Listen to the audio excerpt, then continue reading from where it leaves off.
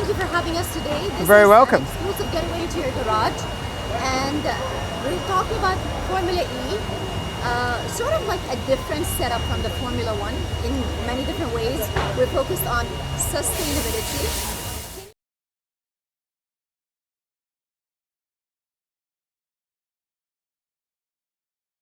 Of course, be glad to.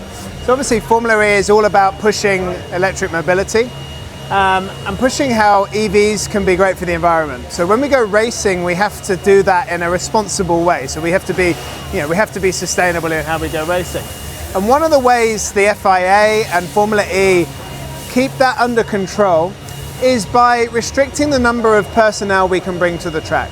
So in traditional motorsport, you'll see 80, 90, 100 people come to each track. Whereas in Formula E, we're restricted quite heavily on the number of passes that we're allowed. So if you take a look into the garage there, you can see the mechanics who are working on the cars and the engineers who are the other side of the red wall there, who are working on the computers, working on the energy management systems. All of these guys have to wear these yellow armbands. And that tells the FIA that they are permitted to work on the car because there's a maximum number of yellow armbands supplied to the team. So we can only have 25 people in total working across the two cars with an additional 4 marketing communications people. But we don't get the armbands, so we're not allowed to touch the car to keep it a level playing field for everybody. Now obviously the critical point there is when we have a restriction on the number of people, we only have 29 or 30 flights, not 100 flights. We only have 30 hotel rooms, not 100 hotel rooms. We race in 11 or 12 countries a year, so we're flying all over the world. Approach to sustainability, even Correct. when it comes to human capital. Exactly, and another interesting point is the other side of the red wall in that engineering room where we have a bank of engineers, one for Oliver Rowland's side and one for Norman's side.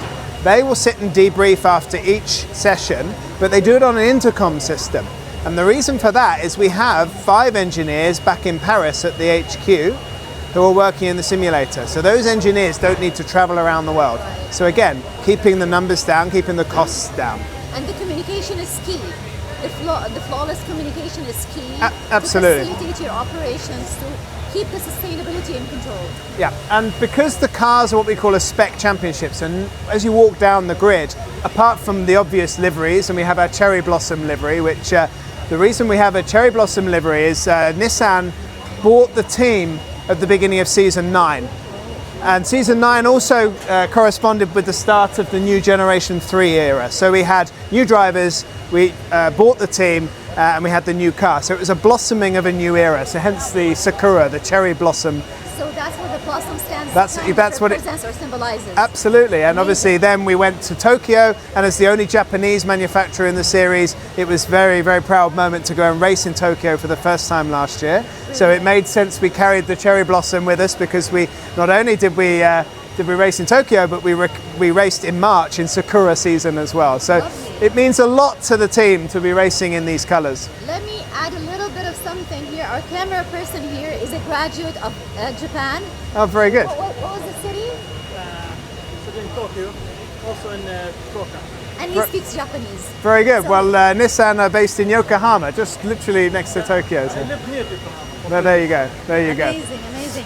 So can we get a little bit more color on Yeah, so let's talk what's about the like team. to live there? Yeah, so a lot of those yellow armbands, as I mentioned, we only have 25. We actually have more engineers working on laptops and computers in the engineering area than we have mechanics working on spanners.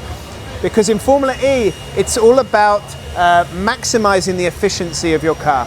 So obviously we have to have mechanics to keep the cars operating and working, but actually where the secrets of being fast in Formula E is working on your powertrain software settings. Right. And the reason Nissan are racing in Formula E is we're using it as what we call a test bed for innovation. So we don't just race here just for fun.